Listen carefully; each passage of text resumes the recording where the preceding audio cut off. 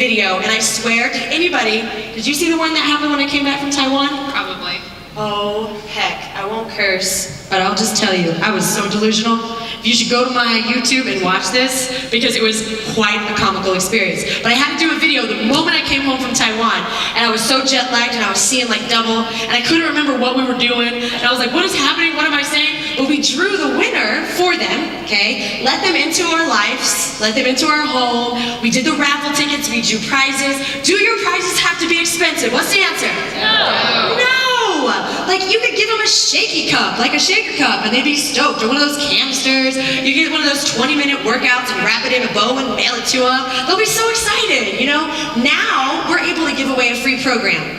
2 years ago in my business, I wasn't able to do that financially, but now we can, and we allow them to pick their next workout program on the house. I know, but you don't have to do that at first. They just want something, and it's not the person who has the most points, because there's always that one person that's overly active. So They're a Ruby. They're a Ruby, as Dan Johnson says. So, but you've got to create your own. I don't want you to do mine. I want you to do whatever fits for you. But that's something that's huge. The second step, second bullet point, huge, people. Recycle and reuse. Kind of sounds raunchy in a way, but that's what you want to do. What we do in our business is I have every week planned. I don't use the program guides. I use them to guide me. That's what they are, program guides that have all of the posts that you could write in your challenge group, in your back office. They're there for a reason. They have really cool videos.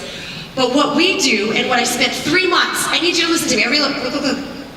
It's not gonna happen overnight. It took me almost 3 months. I want you to think, I see all these T25 shirts out in the crowd. Shanti did what before he launched T25? Test groups. He worked it. He worked the workouts. He tried it out on people. He changed moves around that didn't fit. He had test groups. I had test groups for my challenge groups. I went through and I created all the posts for month 1. And I ran my challenge through it.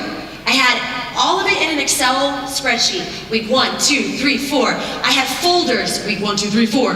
Overly anal and organized, but I created a system for my business where in all those folders I had every picture that I would need that corresponded to my post. And what I did is I tested it out. What posts got everybody to talk to me? What posts were the crickets? What week was it that they all started hitting their plateau so I can talk about the plateau?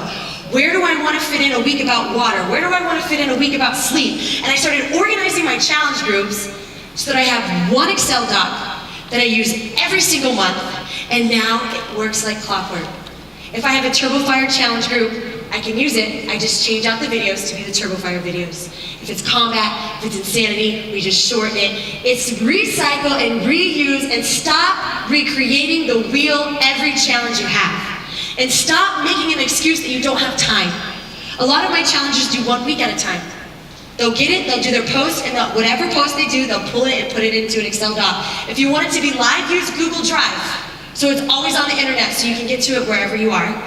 We use that as well, okay? But you've got to recycle and reuse and find a system that is spot on. Our challenge works every time.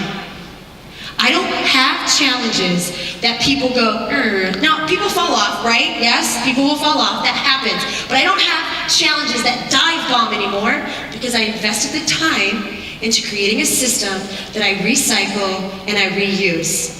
Yes or yes? Okay, 3, and Tara wrote this one. Don't just run any fitness challenge group. What does the rest of it say? Run one that people want to be in. That is why we came up with the Most Epic Challenge. Because I didn't want to run a run-of-the-mill, let me know when you drink your shaky and do your workout, people. And you sit and wait, and nobody tells you. You want to create a culture in your business that people want to be a part of, okay? And the last one, weekly winners and shout-outs. This is huge. Who has ever gotten a text from one of their challengers saying that they fit into a size of pants they never thought that they could fit in before? Hands up. You should take a screenshot of that and post it on your Facebook page. With their approval. Huh? With their approval. Not on your live page, but on the challenge page. Yeah?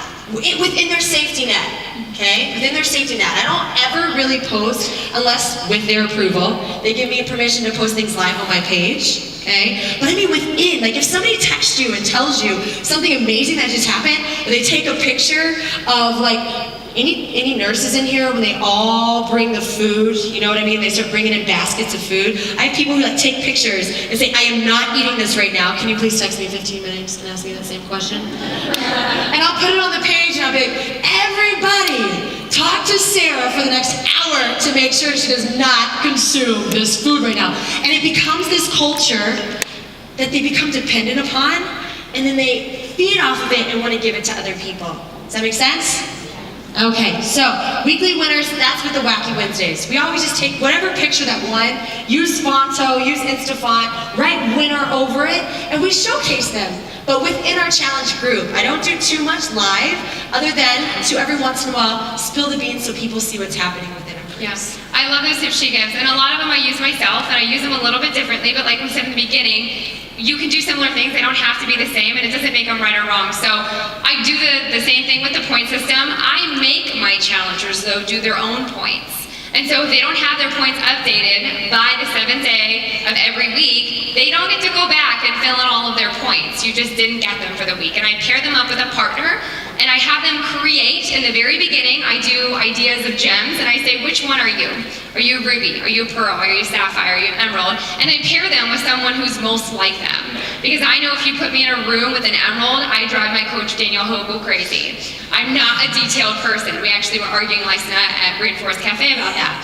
So you have to, you know, for me, I have to pair people that I know are gonna be like-minded. They're gonna push each other. But I also, for me, I do something called an Ask Me Saturday. And I came about this when I did a random monkey survey thing, and people said they wanted to be able to just ask me questions. But they didn't feel I was readily available because I am pretty strict with my priority statement of my family. So I do this in my challenge groups. I also do this on my wall sometimes. But I just think it's Ask Me Saturday.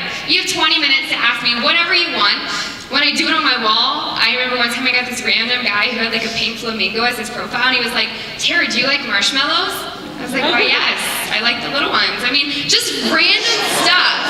But I get like 300 questions. It's crazy. So I do that to my challengers, and sometimes they ask me personal questions.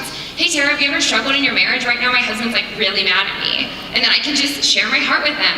Why yes, my husband once thought I was crazy. So, I'm just being real with them. But those are things that work for me, so you can incorporate those. But how many of you have said, hey, I'm running a challenge, it's gonna be 90 days long, and they're like, oh, I don't have time for that. No, it's like sweet brown, hey, nobody got time for that. Oh, don't get me started. But anyway, so I do the 5-day challenge groups. These are the biggest things for me, bigger than my 30, 60, or 90-day ones. A 5-day challenge group, you can be free, or you can buy Shakeology from me, 5 packets. They are $6 a piece. I sell them in a 5 quantity only. I ship them out to them. It comes in the team page once I accept everyone. There is a meal plan. That meal plan is the Fuel Your Fire by TurboFire.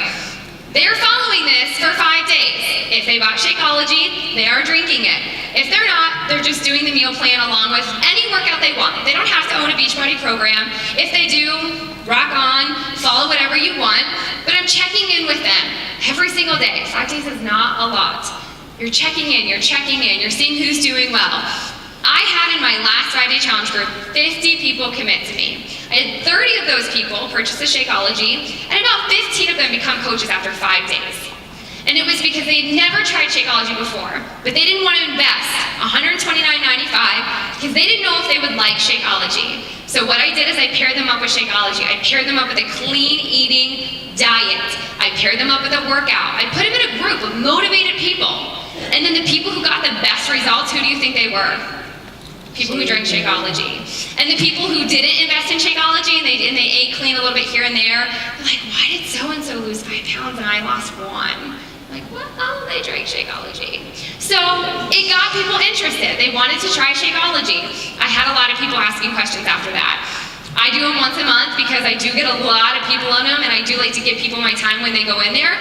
But the 5-day challenge group, it's a little bit, but it's a lot of results. Allie, important. Yes. Heart. This is huge, okay? This is absolutely huge. Regardless of what type of challenge you run, 5-day, 30-day, 21-day, 90-day, you have to establish the expectations from day one, okay? I put this picture up there. One of my coaches actually made this for me. I didn't come up with these 10 challenge commitments. I don't know who did, but I found it somewhere, I don't know. Google. Thank you, Google. But I found it, we made this picture. My customers follow these 10 commitments. At the beginning of my challenge groups, okay, I spend a day apiece going over what every single one means. That means I spend 10 days of my challenge explaining what each one of these 10 commitments are. I establish a culture that they know they will get kicked out when they don't send me their pictures and their measurements on day 30, 60, or 90. And you guys have to mean that. You have to mean that. You can't be like, oh, you're gonna get removed if you don't do this, and then you let them stay. But no. Yeah. They're out. They are out. And I will let them in another challenge group, okay? I will. But they have to own it. And I tell all of them, I don't care if on day 30 something happens and you didn't lose a lick of weight and you gained more weight. That means I probably need to have a phone call with them and talk to them about what's going on, okay? But in order to stay a part of this family, you have to send me your weights, your measurements, and your pictures. You establish your culture. You establish what your must do is, okay? You must do this. Yes. Can you put that back up, please? Oh, backstage. Can you put that back up? There you go. We're gonna have these slides for you guys too, so don't feel like you gotta write this down really quick.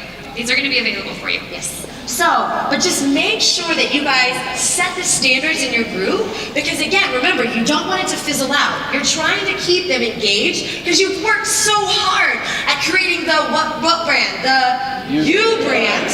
Then you work so hard at attracting those people to you. They finally follow you, and you're trying to engage them in your challenge groups. When you set standards and you live up to what you say, people will put in the work every time. A last tip before we give you guys a little mini assignment. In my challenge groups, I actually turn off the privilege for them to be able to talk on the wall after the first 7 days. So then after that, it's only me who can post. So I'm putting day 7, day 8, day 9, and I'm putting whatever their task is of that day, and I'm pinning it to the very top. And I do this because I want to know who's engaged in my challenge group. If I've got 15 people, which I normally do, I lose track of who's actually posting in there. Are they keeping up with their points? But when it's only me who's able to post and I know which day, I can go to my comments and see who's responded to that. And that's for me, just keeps me more organized because I am not an organized person. Yep, and we keep ours open and let them post live pictures. So you see how it works. It's totally different, but it works. It works either way. So our little assignment that we're gonna do for you guys are gonna have about 2 minutes. Who in here, raise a hand, is going to leave this workshop and promise to work on your you brand? Oh, I wish I had a picture of that. This is perfect. Okay, so the assignment we want you to do, we want you to look to your person left or right. We want you to share 3 things with them. I'm going to give you an example to Allie. 3 things that you are going to leave here and work on. Because social media, you guys should be using this to your advantage at all times. When I flew from Japan to here, I got like 17 contacts. Some are from Australia, some are from Canada. It's just me talking, and it wasn't always just saying like, hi, my name's Sarah, I'm a Beachbody coach. I didn't say any of that. I was just like, hey, are you on Instagram? You should follow me, and I'll follow you back. And then they started following me, and they're like, what did that girl do? And I'm getting messages, and they're like, oh, I see you're speaking at a big thing, or I see you guys are a health and fitness coach. Can I get more information about that? So what we want you to do, we want you to set social media goals. For me, Allie, I want 15,000 followers by December 2013. Every single post I make, I want to have at least 100 likes on it. And I also want to share with people openly when I meet them, hey Allie, you should follow me on Instagram because I'm a military spouse, I am inspirational with what I do with health and fitness, and I think that, we would have a lot of fun following each other. You gotta have confidence when you say that. You need your little elevator pitch. So take 2 minutes, look at your partner next to you, and share the 3 things that you're gonna work on and why they should follow you. Wow.